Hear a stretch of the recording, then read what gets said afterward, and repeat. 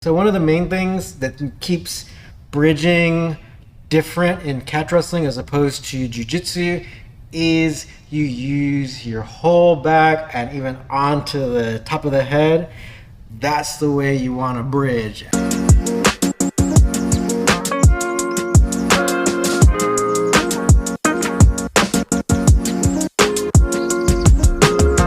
This is really going to help get you out of some tough situations, like getting out of pins. If you do no-gi, it'll help you to get out of stuff like side control. But not only that, it can help you to get out of submission holds too.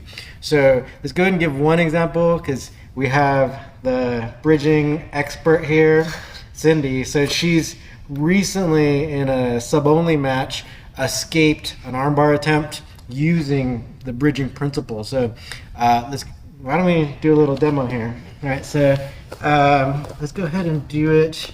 Yeah, go ahead and get across this way. All right, and so actually maybe slide down this way a little bit. Okay, so it might seem a little counterintuitive to bridge here, but this helps you get into the stacked position easier. So say if I have the leg across the face, right? I have a lot of things set up, or even if I have kind of like a spider web position, right? If you get the feet onto the ground and you start bridging, go ahead and do your thing, so you can really destabilize that person, right? So even if they think it's like a really strong position, that bridge really destabilizes it, and you can get to the stacked position very easily. A lot of times in jiu-jitsu, they will bridge only onto the shoulder, but Cindy's actually bridging using her head as well. So yeah, from there, right, so it really makes it difficult for the person to push you down, and then she can use her legs to come over and then get her arm out of danger. Keep the bridging ball rolling. So actually go ahead and lay down with your head over here, face up. So you can see now too, so say if we're in like side control, right? So if I'm here and say if the arm is trapped, they have the arm around your neck, right? So you can use your frames first to try to get a little bit of space, but you'll still be trapped, right? So then if Cindy then bridges, you're going to be able to get the person up, right? And then usually you'll be able to create enough space where you can get your hand in between, and then you can bridge again, and then turn away, and then get the wrist control, and then now you're in you're not done fighting yet, but you're in a better position than being pinned, or like say if someone's setting up their submission in no-gi, you're in a better position now. Okay.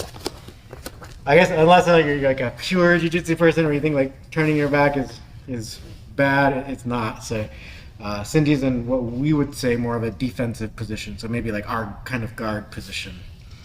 All right, so there's so many ways to kind of think about it that you can even be creative about it too. Like actually I'll show an example here where, so even if I'm here and I'm trying to fight the double wrist lock, right? So Cindy's taking me back here, right, onto the mat, but from here I can use my bridge, right? And I can use my hand too. If I can get this would be great, but I can even plant this here and then use my bridge to roll the person over, right? Or if they're going over to north-south, so if they're like, if they're like this, they're trying to do north-south choke or whatever, even north-south position, I gotta get away from being pinned first, but if you can reach over, grab the chin, right, you come over this way, also kind of secure their head at an angle here, right, then I can bridge and get them to roll over. So show us your headlock throw here, right, so you're gonna take me down, right, and then I can bridge, right, and then pin her, right? So the bridge is such a versatile move that you got to know it, and you got to do it in that way where it's like not only onto the shoulders, you got to bridge onto the head.